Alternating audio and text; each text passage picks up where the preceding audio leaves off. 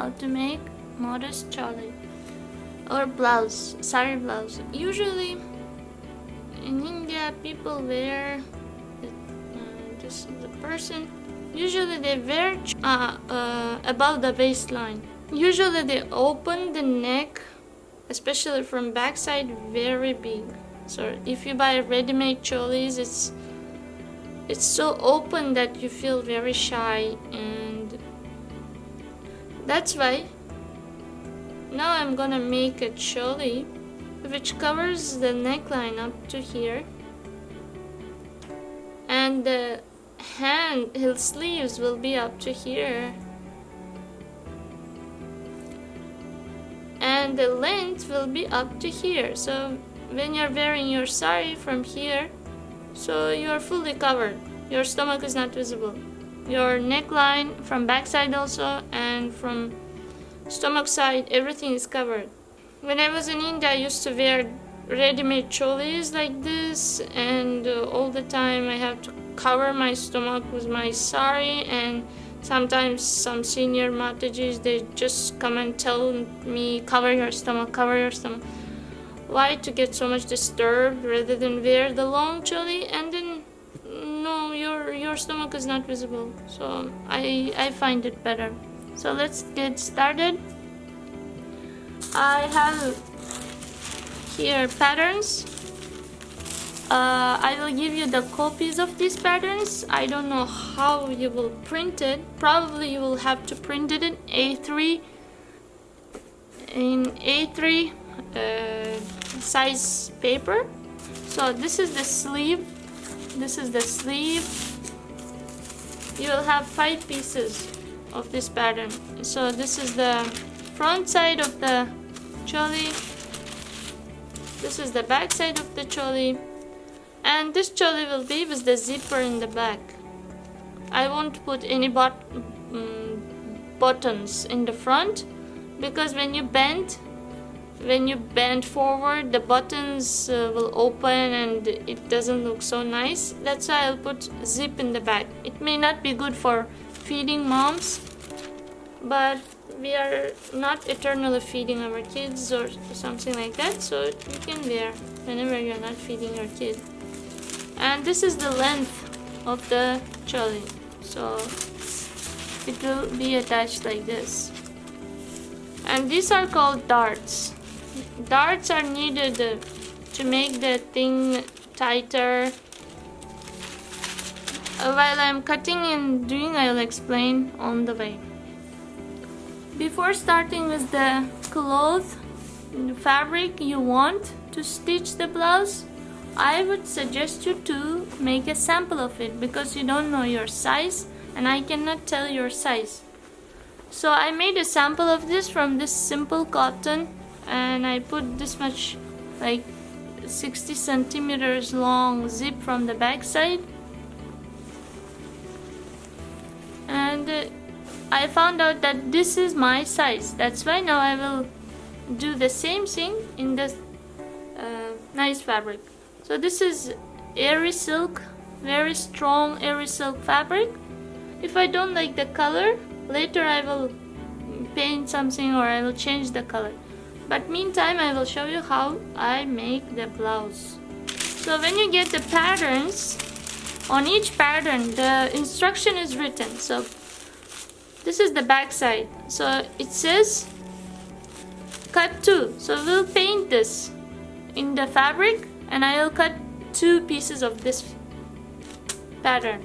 Whereas in different one, you will see something like it says this side should be folded. So you have to make sure that your fabric is folded, and you paint it like you will paint it, and then cut only one, it says. So be creative, be attentive, see and read what is written on the pattern, and just paint it and copy it and mark these darts on the pattern, on the fabric. So I won't show you how I am painting and how I am cutting. You have to do it because the video will be very long. So friends, I've cut all these things. It took a lot of time, but you have to be patient. If you need something nice, you have to spend some time. So if you see, here are the darts. First thing we will do is we'll take these darts and start stitching like this. From here you hold a little bit and attach these two lines and stitch like this. Make sure that this is the wrong side and this is the right side. Same thing with this one we'll do, same thing with this, with other pieces also. This dart is a little bit bigger. You have to take this, make sure these lines are attached to each other, and from here you have to stitch it like this. I'll do it in the machine with all the pieces. And this front part has two darts, so this one you will attach like this and this one you will attach like this. Whereas in the hand there is no dart. Hand is plain hand. Sleeves. I've completed stitching the darts, so after stitching them it looks like this. This is the front, and from the other side it looks like this.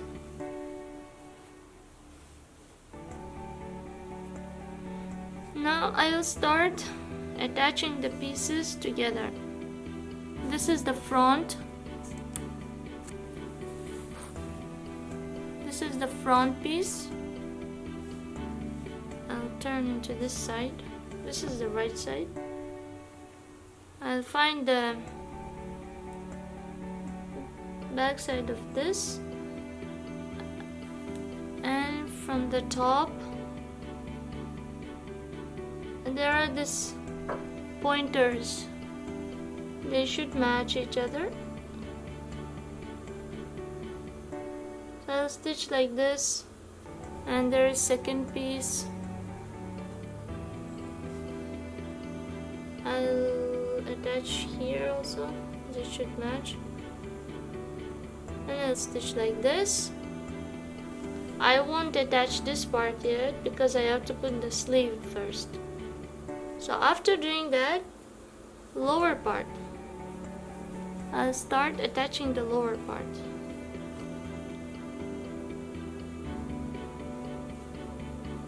So another piece.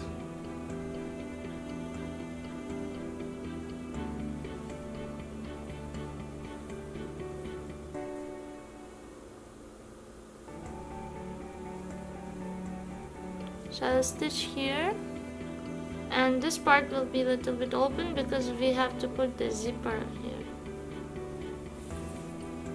I've stitched those things which I told. Now I have to put the arm sleeves. So as you see, these pointers, you have to use them. So this is the sleeve, and the sleeves also have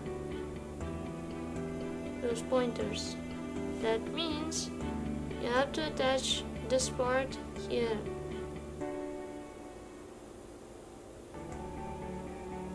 So if you start stitching like this, everything will come and everything will match. The size will match. You won't have extra things. So both the sides sleeves I'll stitch and I'll show you later. So here I've attached the sleeves. They have some puffiness on the top. It's from this side and this side. Now, because the threads will come out, that's why we have to stitch something here and then make it nice so that the thread doesn't come out. For that, you need this kind of round fabric. In order to get that kind of fabric, I'll put under the shirt, I'll put under the blouse, I'll put any similar piece of fabric.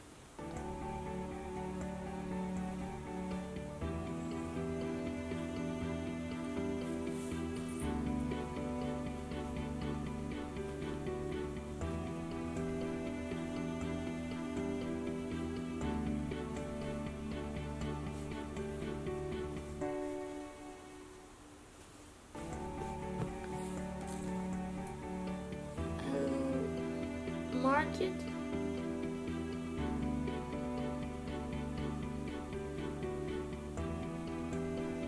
It shouldn't be exact, just we need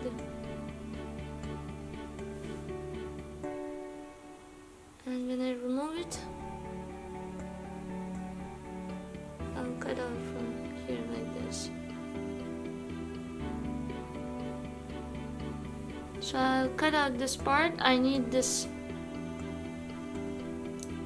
I will show you how to attach later. This is the sleeve. Before attaching sleeve like this, I will stitch this part also because the threads shouldn't come out. So like this I will stitch both the sleeves and this parts. So cut out this piece. So how I will stitch is, this is the wrong side, this is the right side. So the right side and right side of the fabric should come together. I will stitch this part like this. After that I will turn it so it will be stitched like this, and I will stitch again so this place will look nice, neat and nice.